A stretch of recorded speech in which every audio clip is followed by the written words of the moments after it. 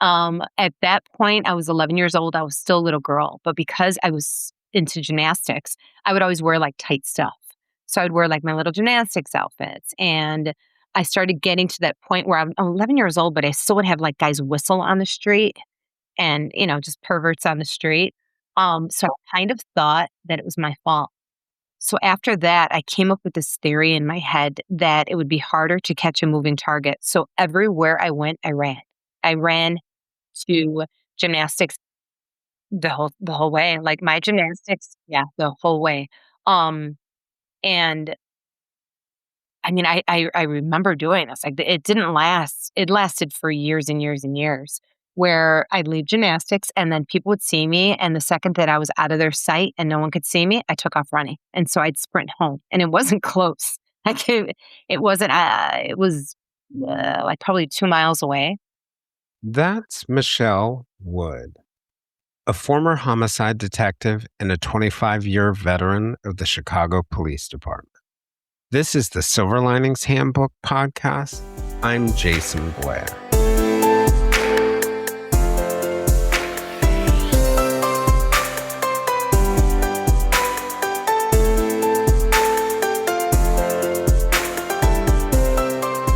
Michele Wood is a 25-year veteran of the Chicago Police Department, a longtime homicide detective on the West Side, an FBI-certified hostage negotiator, a nationally recognized true crime commentator, and an author of the book, Model Detective, A True Story of Healing, Handcuffs, and Homicides.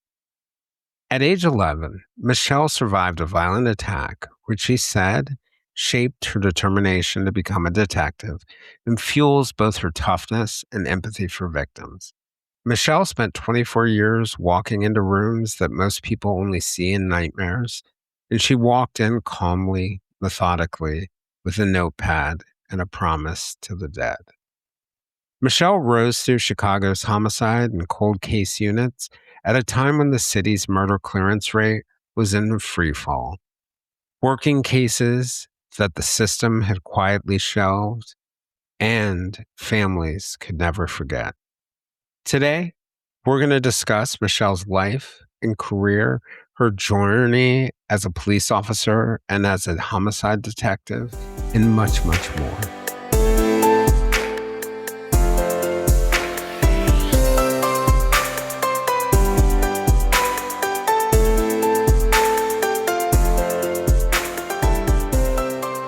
Hey, Michele, I just wanted to thank you for joining. I really appreciate it.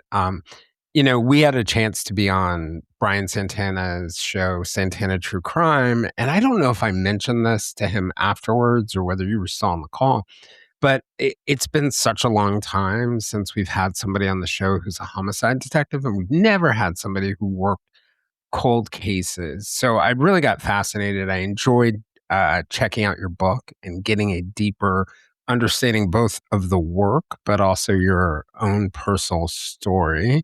And I just wanted to thank you, for coming on and having the conversation with me. No, I actually had a great time on Brian Santana's podcast. I think it was a great conversation. I actually had a lot of my friends like, "Oh, that Jayson guy, I like him." So, Well, that's it. That's a good sign. I'll take that.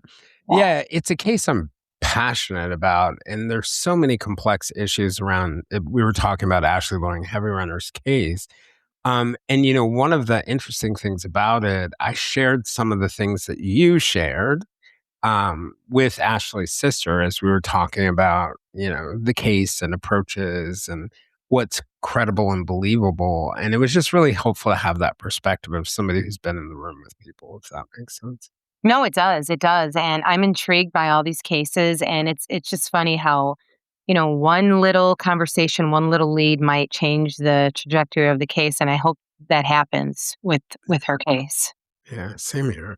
I had a friend of mine who is in the FBI. She also has her own podcast, but I was listening to a bonus episode that she did recently, and she was telling this story of a time where they were profiling a case for for some agency. She didn't say which one it was. And they sent out these surveys to the victims' family members and friends and other people who knew them.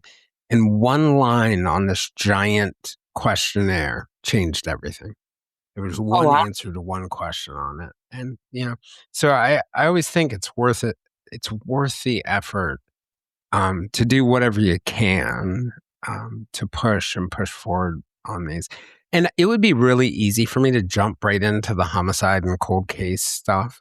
But I wanted to, just start with you as a person. I'm always curious about what makes a person before they ever get to their career. And I'm just curious about what it was like for you growing up and what was your path on the way. Well, when I grew up in the city of Chicago, and I ended up actually working in the area that I grew up in when I first got on the police department. So it was interesting because I was able to make contact with people in the area because I was from that area. And even, I didn't necessarily know everyone in the area, but I understood the area and I understood the inner city and how it's a little bit different than, say the far northwest side of the city.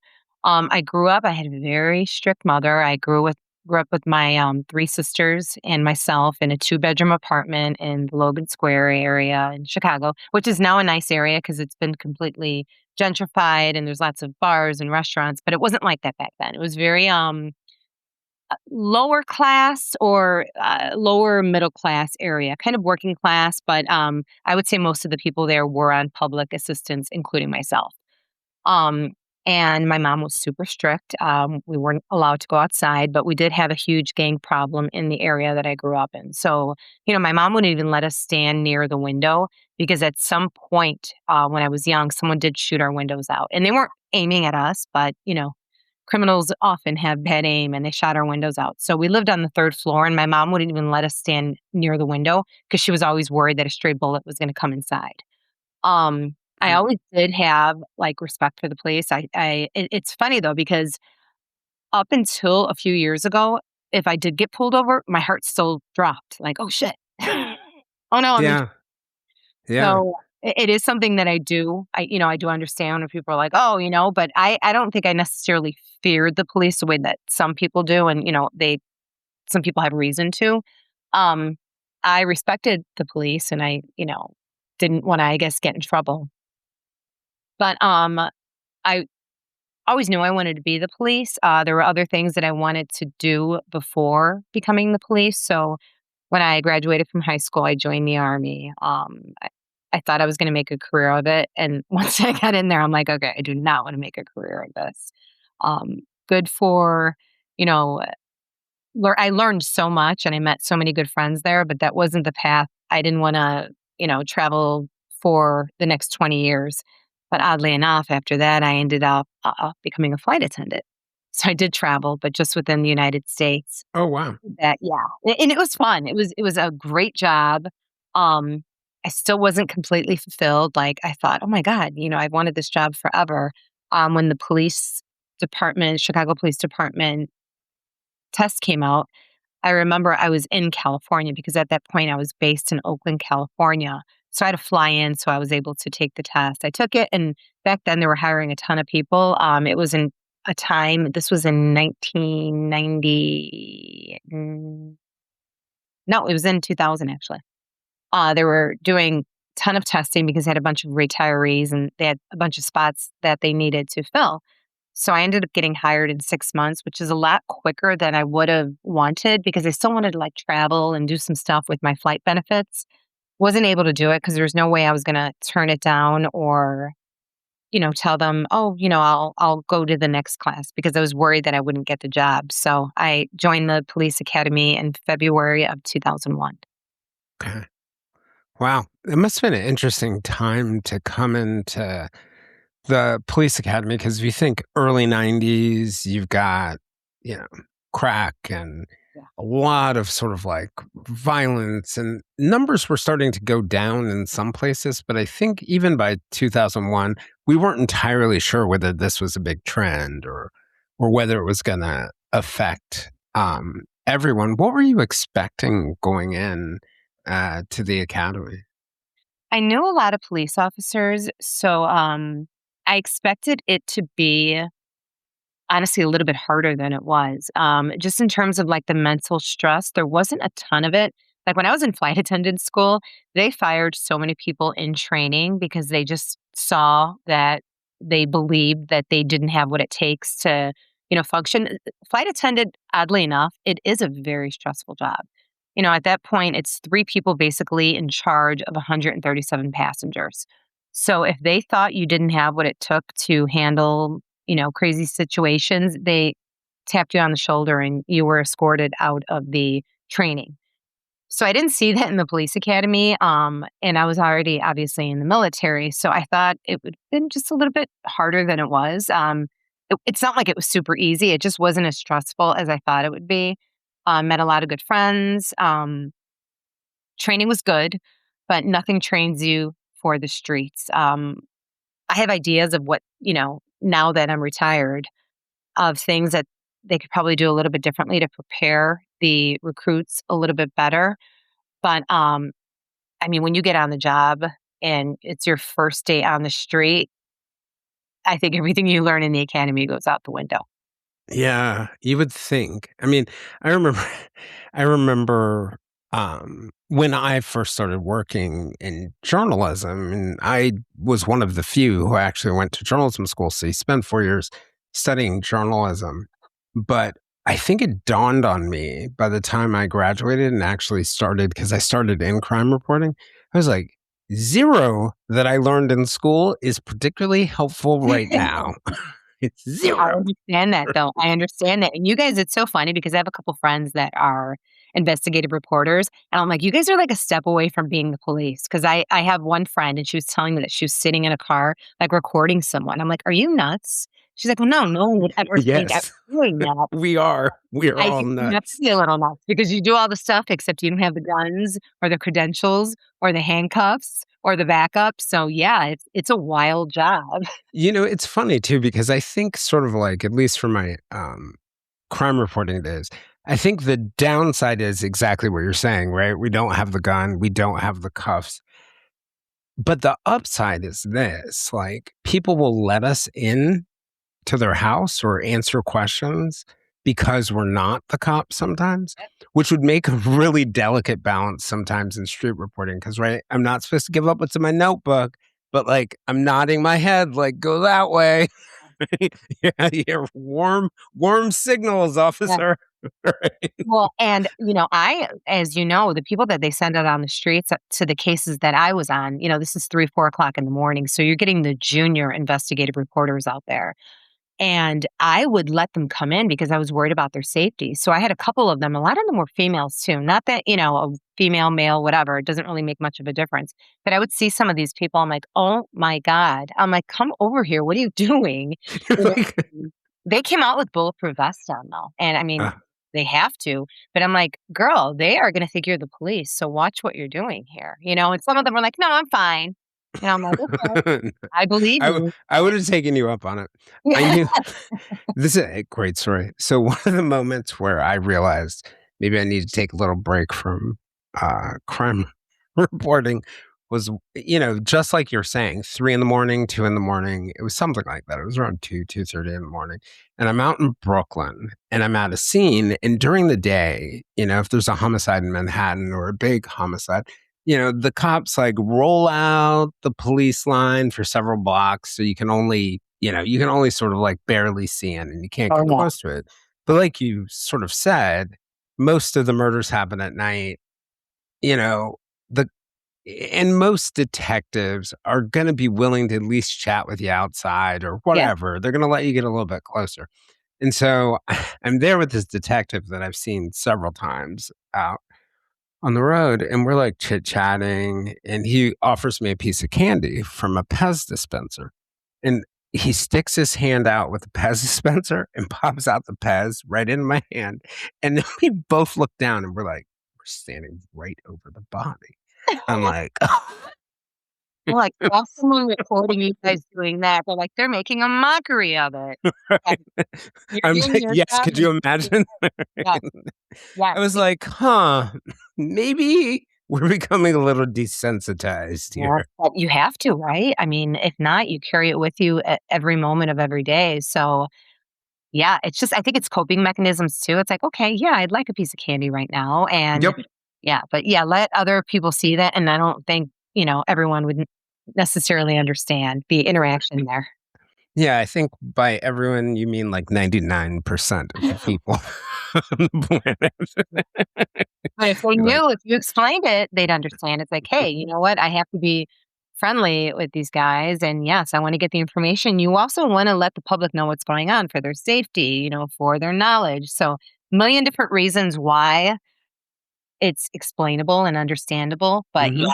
first glance, maybe not. Yeah, and watching it in the motion is a little bit harder to understand. Yeah. And I always thought for me, and maybe, I mean, this isn't just me, because certainly some of my colleagues were like this. I always felt like, there's a lot of criticism of police media, um, you know, relationships, but I had the interesting job at one point of both being sort of like our internal guy who covered the department, like the administration of the department, all the IA investigations, all Uh-huh. the internal stuff going on. So I had that like whole police accountability piece of it. But one of the things, like, it would be really easy to look at that as oppositional Yeah. to the department. But what I actually found was, like, most cops wanted bad cops gone. You Yep. know, most cops wanted things to function again. They wanted DNA test kits to actually run. Yes. So what their beef often was like when we got things wrong, or we blamed the wrong person, or we didn't get the nuance. So I always felt like even reporting those stories from the inside, them knowing that I might report things that they don't know, but let me in at least so I could get it right. It actually really worked well.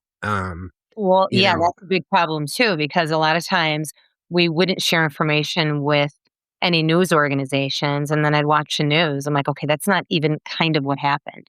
yeah, And I don't think it does anyone a service to hold certain things back. Like, I get it. You're not going to give, the insider information for the investigation. You're not going to do anything that's going to heat up the actual offender. I'm like, but I was a big proponent of we would do these little like sizzle things of crimes. And ah, I was a big one that I was like, let's send these to the news. And, sometimes we needed help and we got a ton of leads from that. And now it's oh, called that's cool. Camtasia. Camtasia, Okay, a small little just basic like synopsis of the case and the evidence and who we're looking for. And when they would put those out to the media, we would end up getting a ton of phone calls that weren't worth anything. But then sometimes you get the lead that you need. And that's how we found so many people hiding out in different areas. They left the city and they thought they left the country. I'm like, okay, right. you're in Maywood. It's like a block away from Chicago. Like, you're like, I "Well, know you never." I know you live in Chicago and you haven't seen Lake Michigan yet, but it's not that far away. Exactly. Exactly. That's kinda interesting. That's a, like, really creative way to address it. I wonder, for you as somebody who grew up in the city, do you think it was different to police a city that you had grown up in, or do you think it's the same for people? Um, I think it's different. I remember one of the guys that I worked with, I was telling him about the high school I went to, and I went to what's considered like a selective enrollment high school, and he was like completely unimpressed, and he's like, "Yeah, it's still a public school though," and I'm like, "Well, yeah, Mm, but it's a good school." And then years later, he's not the same person that he was then. But I think people have preconceived notions. Chicago is very segregated as well. And I don't even mean necessarily with ethnicities, race. We just, we have like Little Italy, Little Poland, mhm. Chinatown. Like it is very segregated where every little area is like a different city. So it's easy to judge certain areas when you don't understand the dynamics of it. I mean, even in the worst areas in the city of Chicago, I worked in the worst areas for the last, 20 years. Well, actually, my whole career, but working murders for the most part for the last 19 ish years. And it isn't what people think. It isn't, sorry, it isn't even what I thought. Mm. I would tell people, I'm like, okay, look at the lawns here. Yes, this is a very bad neighborhood. It's gang infested, but you could still see the people that were outside in the morning watering their lawns.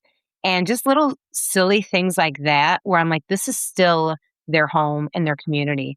And just because you look in, like, why wouldn't you move? It's like people can't just move. And my mom was a perfect example of we lived in a pretty bad area. I left home, I went to the army. My mom still lived in the same apartment that we lived in until I was on the job, and it was still a bad area. And people are like, "Why doesn't she leave?" I'm like, "Because that's her home." So It's not people, yeah, Yeah, yeah, it's not easy financially. yeah, Mobility is not something everyone has, and sometimes emotionally, it's not. Like, I remember a lot of people when I was reporting, and we'd ask them, like, we'd be out in Brooklyn or some other place that was like a borderline bad neighborhood, and I mean, the message would essentially be like, "Why should I be run out of my neighborhood? yes. Why should I be run out of my home?"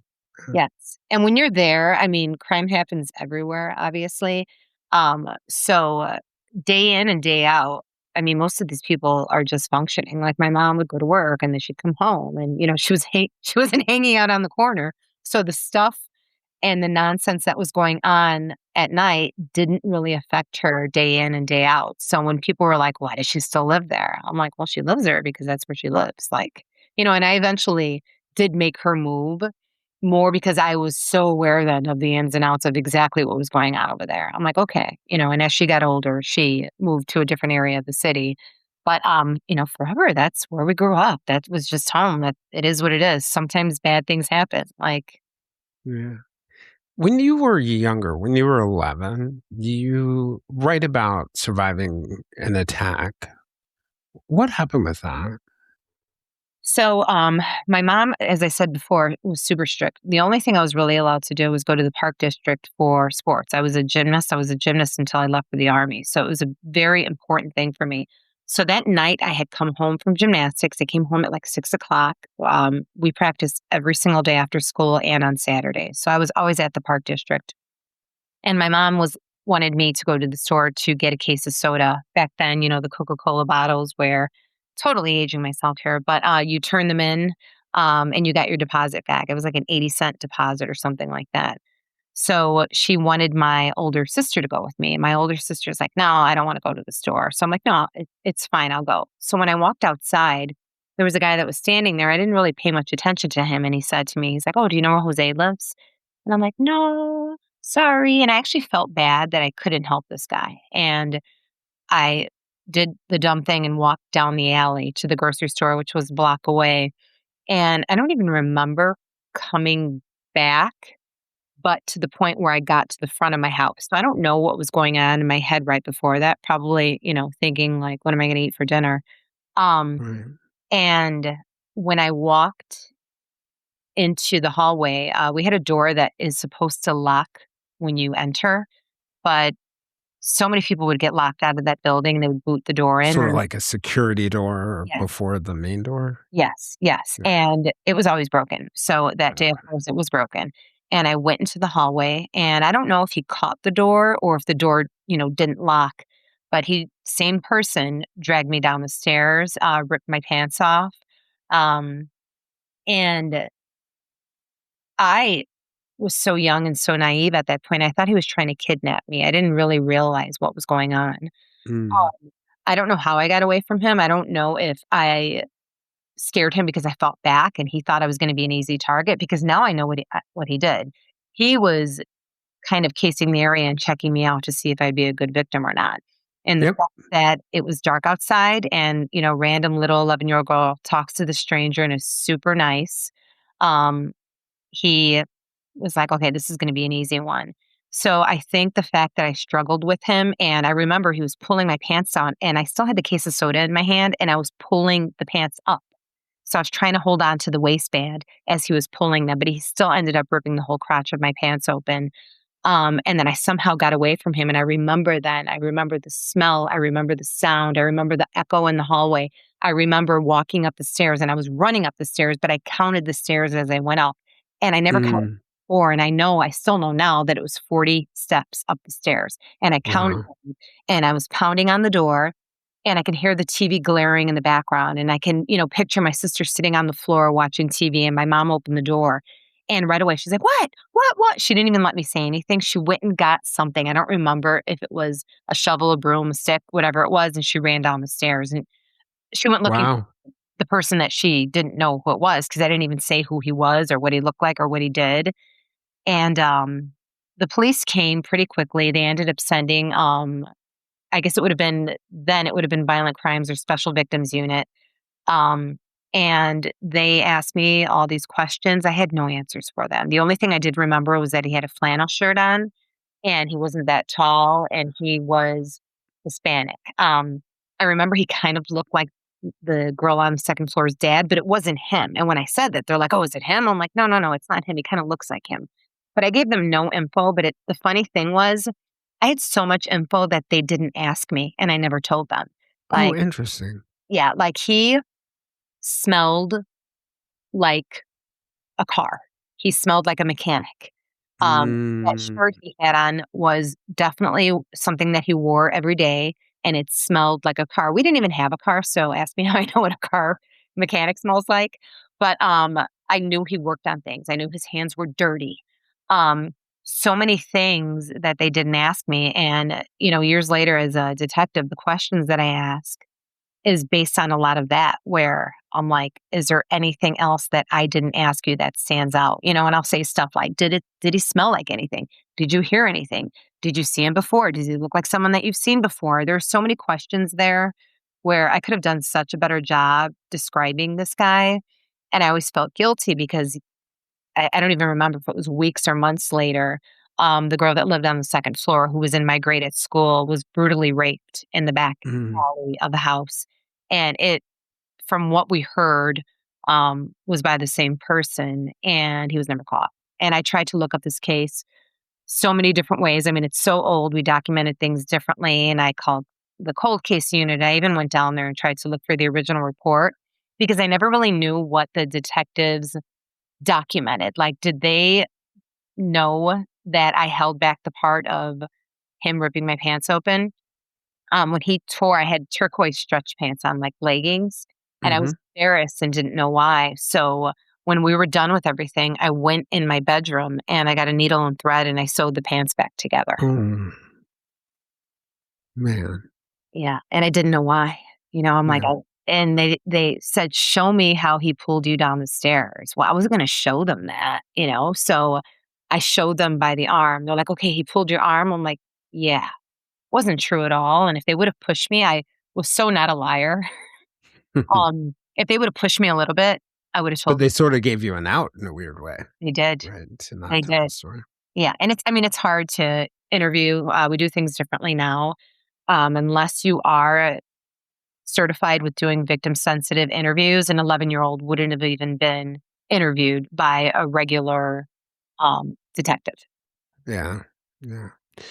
I wonder how I mean, I imagine that event probably changed things because as you were telling that story of coming through the door, I was thinking that, for the rest of your childhood, you had to walk through that same door. Yes. You had to walk up those same 40 steps. And How I did it thought yeah, I thought it was my fault. At that point, I was 11 years old. I was still a little girl, but because I was into gymnastics, I would always wear like tight stuff. So I'd wear like my little gymnastics outfits. And I started getting to that point where I'm 11 years old, but I still would have like guys whistle on the street and, just perverts on the street. Yep. So I kind of thought that it was my fault. So after that, I came up with this theory in my head that it would be harder to catch a moving target. So everywhere I went, I ran. I ran to Like gymnastics from and corner to corner to the whole way, like my whole way. gymnastics Wow. yeah, the whole way. Um, and I mean, I remember doing this, like, it didn't last it lasted for years and years and years, where I'd leave gymnastics and then people would see me, and the second that I was out of their sight and no one could see me, I took off running, and so I'd sprint home, and it wasn't close. Like, it wasn't, it was, like, probably 2 miles away, Wow. and I became a really good runner, though. I I did believe run it, track, man. and that You was weren't just going to gymnastics, you yeah. were also going to track. Yeah, Goodness and I gracious. also I acted like nothing bothered me, and my mom afterwards, like, "Are you sure you can go by yourself?" I'm like, "Yeah, I'm totally fine, I don't care," but I wanted someone to tell me, "No, you're not okay," and they never did because, I insisted I was fine, I was good, but yeah, so many things there that I didn't even realize affected me my whole life with just so many things. But, in my head still, I still agree with that. It is harder to catch a moving target. So if you see some crazy person running down the street, you're probably going to grab. It might be you. Yeah. Yeah, seriously. But if I do see some crazy person, I I will reassess what my normal response Yes. would Yes. be to run with them. Be like, "Look, that's the running person. I don't know what's back there, but run with them." Oh, seriously. There you go. Now you know. That's wild. That's wild. And you think it fundamentally sort of shaped you. I think the easy cliche connection would be the connection to going into law enforcement. But are there other ways you think that it shaped you? Yeah, and made me more of a better observer and a better witness just in life. And I'm not, not necessarily from like the criminal element of it, but I realized that I was shy and I kind of like turned away when he was talking to me. And that was the reason I couldn't describe exactly what he was wearing and, what his face looked like. So after Mm, that, what I would do is I would do little memory tests with myself. I would look at people and try to remember what they look like. And years later, like my old partner Heather used to call me Rain Man because I still did that when we were driving around. When I was in these citywide units for the Chicago Police Department, we were in a different district every night. So what I do is I read all the signs out, sometimes aloud and sometimes in my head. And anytime we got into a car chase, I knew exactly where we were. And that's tough in Chicago because, the streets aren't like first, second, third. It's like, right. all these crazy streets, some of them a block long. I was I was just in Chicago, June. I was like, okay, okay, this street is this street with what? Huh? Yeah, it's not I easy. I I don't walked around blocks for God knows how long. Yes. Yeah, some of it, like the south side of the city does go like, has numbers like, 31st, 32nd, 33rd, 34th. But that's only one part of the city and everything else, yeah, it is tough to navigate. And especially when they drop you in a different district every night and we're supposed to enforce the law and stop crime and, catch people when they're doing bad things and we don't even know where we are. So, Where you are at any given moment. I wonder whether it also probably made you, like, probably in good ways and bad, just like in your personal relationships and other spaces, probably notice little things about people, whether it was good or bad, like yes, I noticed that. what they were thinking, or not thinking, but maybe what their mood was like or what was going on or Yes, I'm hypersensitive to everything. And even when, we interview people, when people say stuff, I'm like, no, that person's lying and I'll tell you why they're lying. Or, sometimes when people are telling the truth and other detectives are like, no, they're lying. I'm like, no, I'll tell you why they are telling the truth.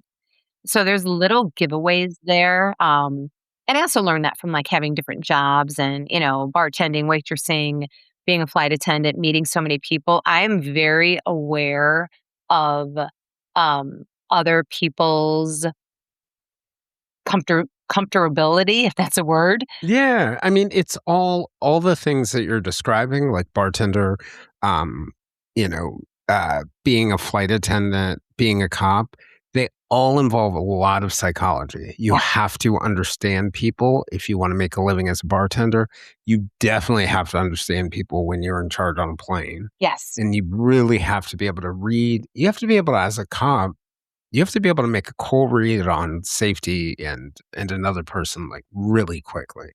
Yes. Uh, And I think I was pretty good naturally at that because of my other jobs. But I mean, I've been in the room with people where it's just me and like, killer sitting across from each other. And people like, are you nuts? Don't sit in the room. And I have a good feel for people, but I always sit them also in a way where it doesn't make it the easiest for them to attack me, for them to get out of the room.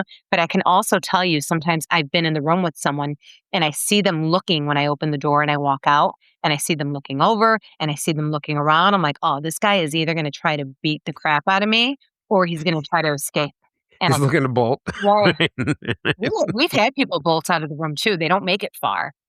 But Do you never. come back in the room and say, I know what you're thinking. Don't even. Yeah, I have. Where I woke up and I took them on the wall, because when we are allowed to interrogate people when they're handcuffed. I don't like doing that. It's just not a good look. And if you expect people to give you information, you got to make them at least a little bit comfortable. And a lot of times, people are like, oh, these cuffs are too tight and blah, blah, blah. So I just take the cuffs off. But when I see people looking around, I'm like, and I'll tell other detectives too, I'm like, watch that guy. That guy's going to bolt. And I said that one time semi recently, and the guy did run out of the room. And I was like, I told you when they get up, and they're watching you when you leave and you're talking to them and they're looking around and looking over your shoulder. I'm like, they are looking for their exit plan. I'm like, so yeah. They're looking for that tiny window Yeah, somewhere. 100%. Well, because it's actually a metaphor for what I think happens inside a lot of interrogations. Like what a detective really is to you when you're in an interrogation, if the the person in front of you is the one way out, right? Yes. And when someone's in an interrogation room, particularly if they've done something wrong or they're fearful that they're implicated in something, they're looking for that one way out. You might want to take away the physical one. Yeah. It's like, yes. And, it's one of those things where you have to make the decision. Like, it's like, okay, if I'm going to keep this guy hooked to the wall before, we put him downstairs in actual lockup, it's not comfortable. It's not going to make him comfortable even enough to talk and slip up. Because when we do go in these interrogation rooms, people think that we're looking for a confession. I'm like, we're really not necessarily looking for a confession. We're looking for information. And, the information that we can go back afterwards and say, okay, with what we know, with the evidence that we have, is this true or is this not true? And then a lot of times people will even place themselves at a crime and say, well, no, I didn't do it.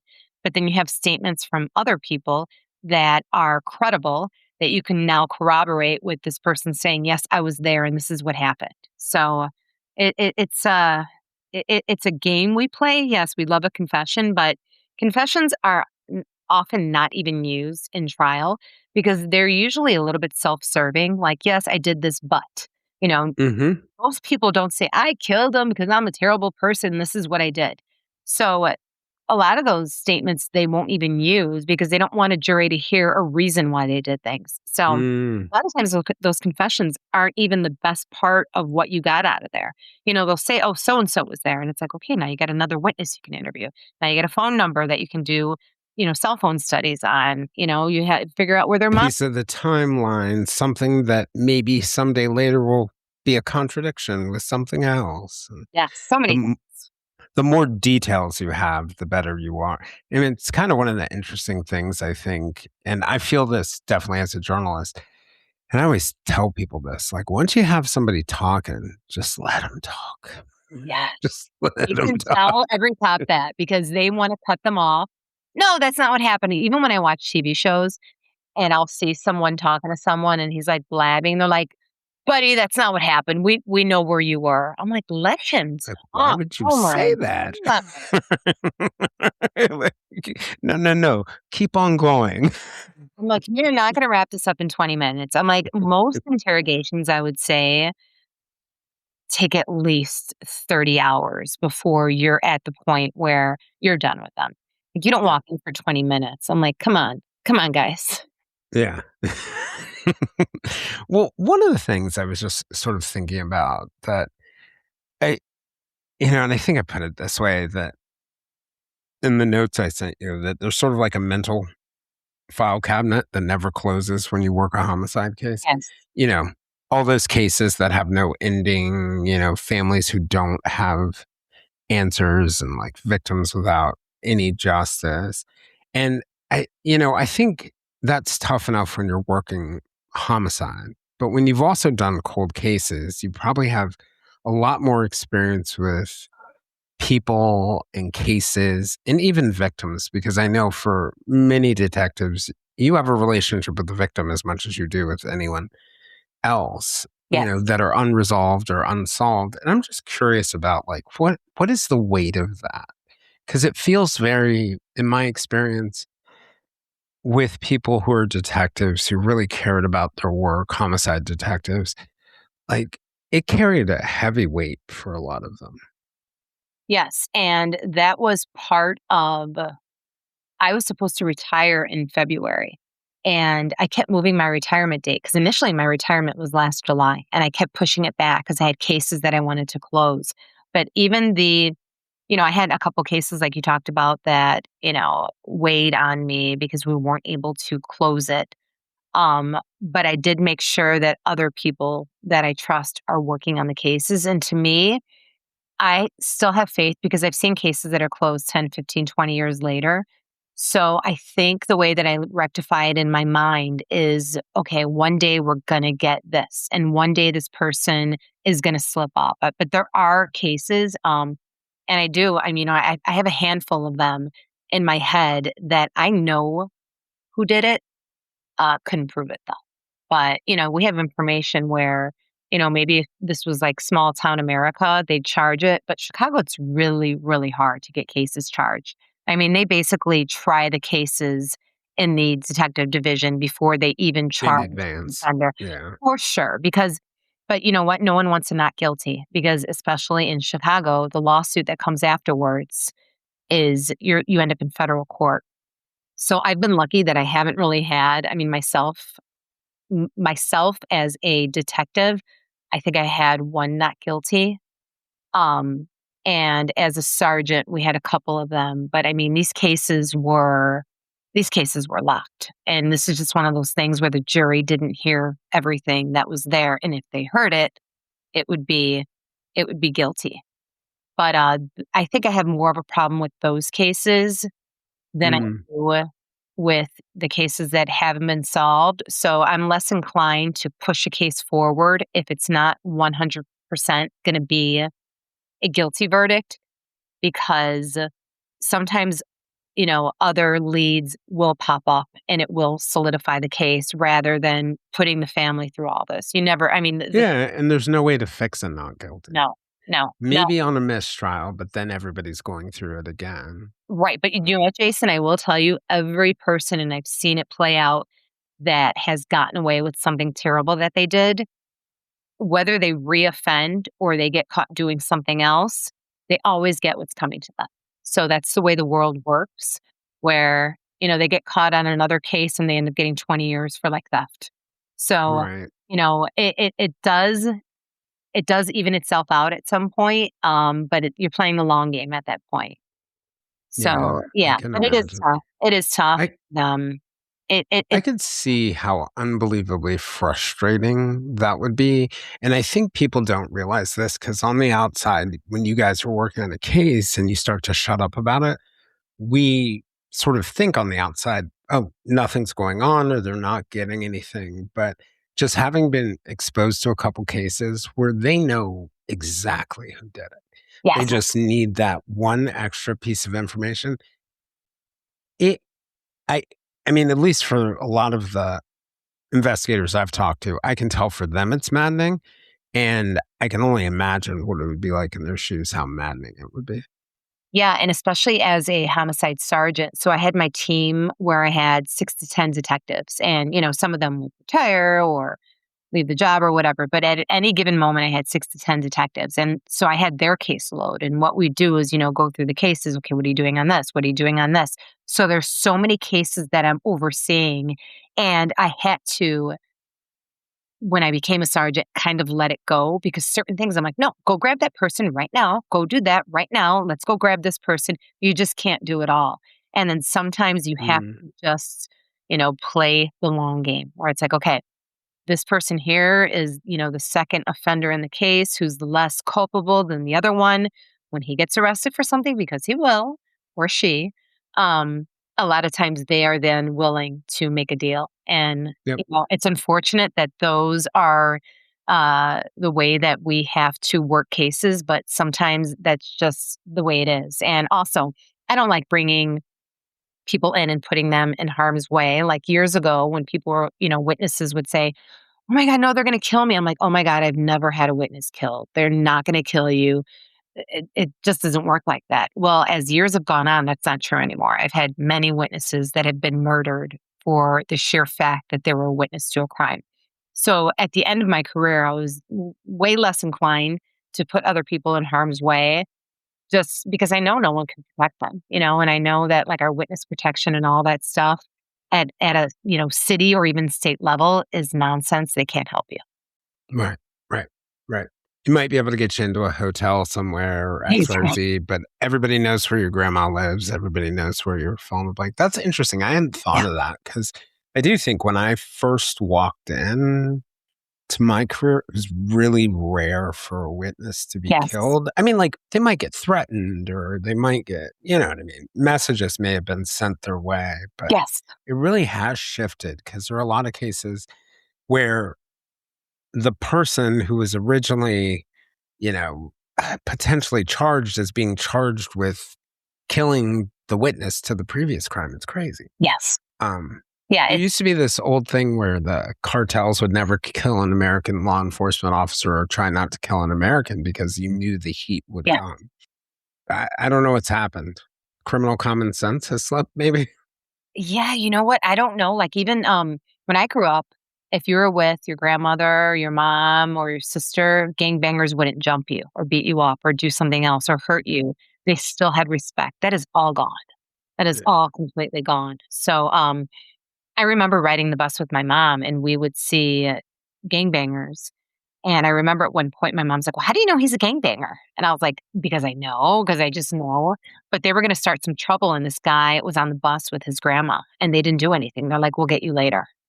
And Wow. nobody does that now. Like, no, they'll Right. they'll beat him up and his grandmother. Like, that's all gone. What were those you had mentioned before, like some cases stayed with you?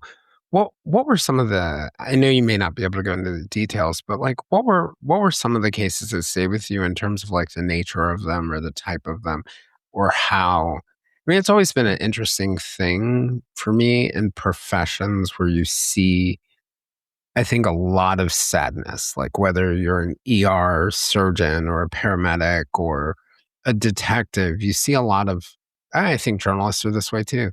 You see a lot of sadness in your job. And in some ways, you have to become desensitized to it to do the job because if those emotions start to get in, they start to color your responses and Yeah. it's going to mess things up. But some catch our hearts for some reason. What were those for you? I think it's when I establish a relationship, normally with a family member. In this particular case, it's with a mom, where we ended up getting one of the bad guys and the second guy, for whatever reason, this guy is Teflon.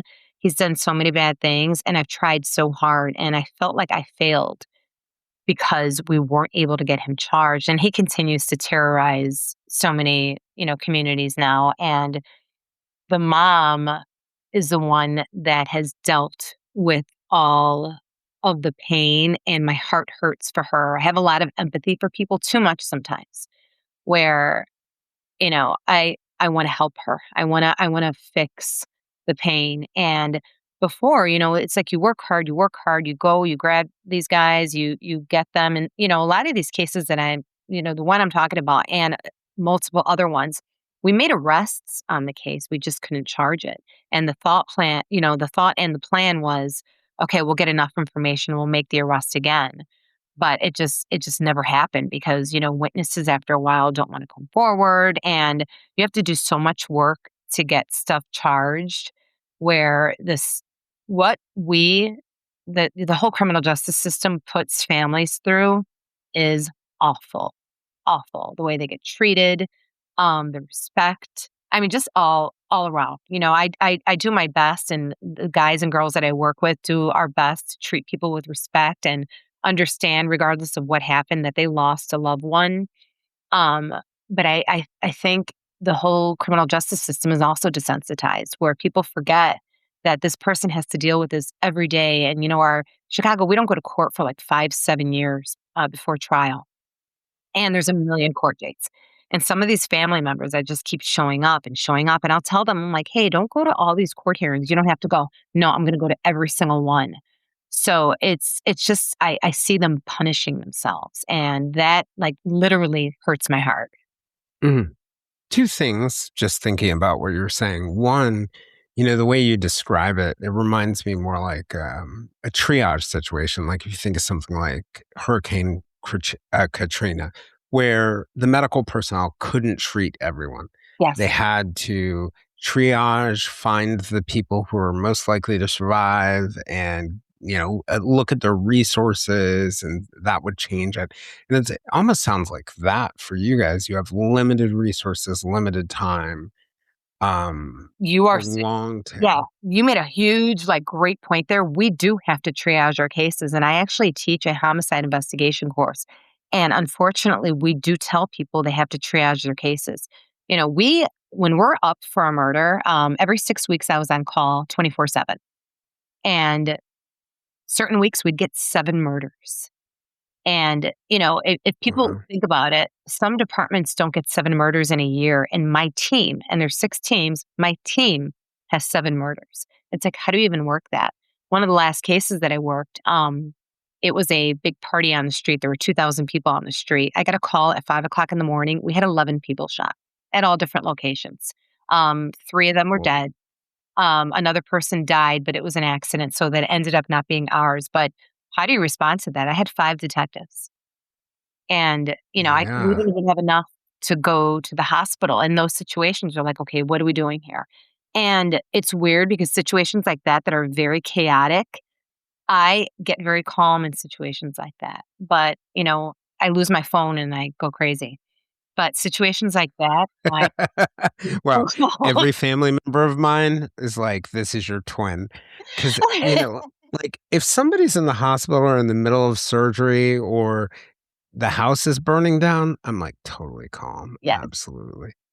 I lose my keys. I'm like ripping the place up. Oh, that's me. That's me. We must have some disorder from this. Right. But I do think that there is something that happens, right? Like when you're in sort of what I would say like high adrenaline spaces, high risk spaces, any of this stuff. Like I think there's something instinctively when you've been in enough of them that slows everything down or puts them in motion. Like I think when somebody goes to the hospital and the doctors have to make really quick decisions, I think part of the reason why I calm down is because I need to know I can ask the right questions in this moment because I've seen it go wrong, right? Yeah. Or like when I'm reporting on a story or something like that, that I know this is the moment where I need to have my wits about me so the bad thing I'm worried about doesn't happen. I Yes. wonder if there's something like that. Yeah, I'm sure if they did a study on it, they would realize, okay, and just like I'm driving to work and people are cutting me off, I'm like, this idiot cutting me off.